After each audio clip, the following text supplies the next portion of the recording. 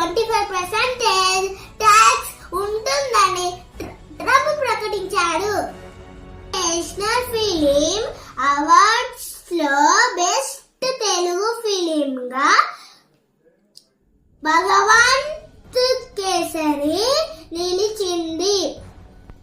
Best నటుడుగా విక్రమ్ మాసే షారుఖ్ ఖాన్ కి award వచ్చింది.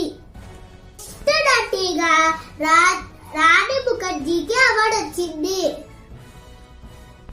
ఇండియాలో ఫస్ట్ మొబైల్ కాల్ కి 30 years.